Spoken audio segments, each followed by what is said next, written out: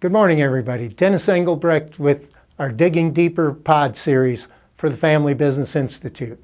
Thanks for joining us today, and invite your comments to our blog post at any time, and we'll hopefully respond to you there. So today I want to talk about value-added leadership.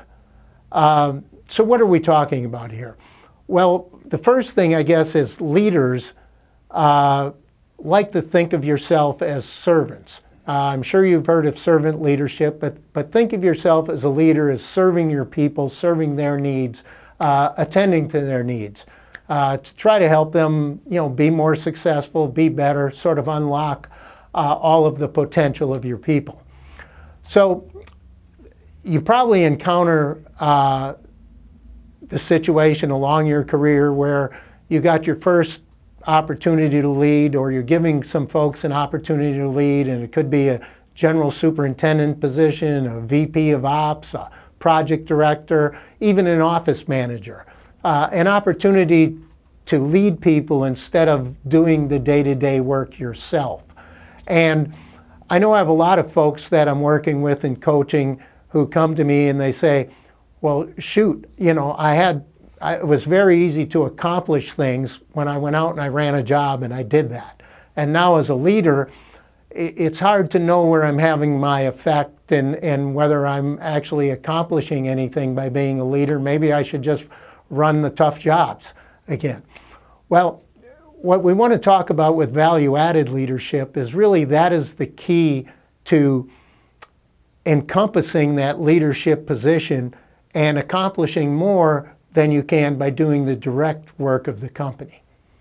And how do you do that? Well, you do that by making each of your people better, by getting a better result out of each of your people, by adding value to what they do, or adding value to their abilities and their leadership. And there are quite a number of ways you can do that.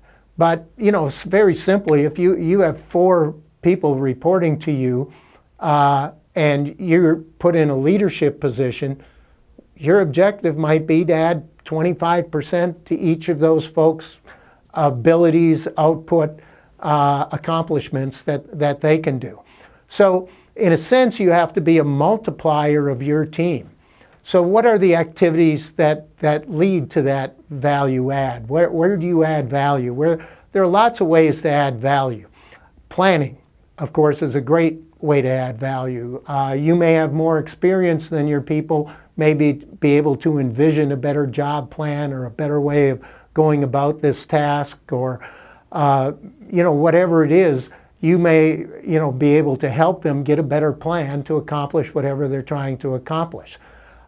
Daily direction and goals, prioritization. A lot of times lesser capable people don't keep their priorities straight, don't know when to delegate, etc. You can perhaps help them prioritize.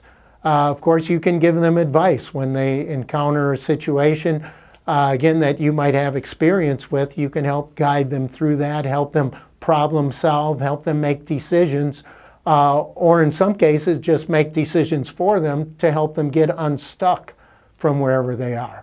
And again, so those are different ways to add value. Other ways, leaders add value by removing barriers. Now, what am I thinking of in barriers? Well, a barrier may be that they can't get to this because they have to do this first, but they don't know how.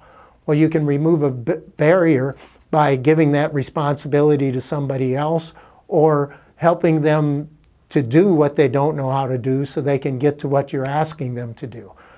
Sometimes those barriers are a lack of resource. Sometimes it's a person who's not cooperative in their chain of command, and you might have to intervene to get that person to cooperate and give the person you're trying to help the information or the cooperation that they need.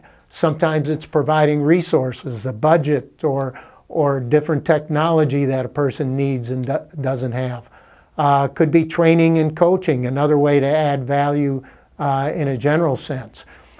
Just encouragement, keeping a person's morale up, telling them they're doing a good job, giving them a pat on the back, encouraging them to take the next step in their career, or to do the next thing that they haven't tried to do before in their process.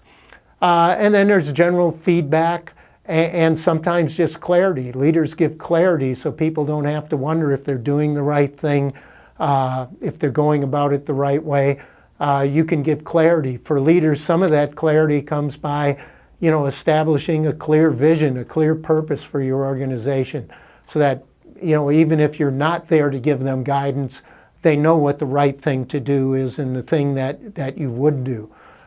Sharing your decision process when you make a decision, so they understand how you look at things, and then again, they can make some of those decisions themselves when you're not present. So those are all ways to add value to your people as a leader.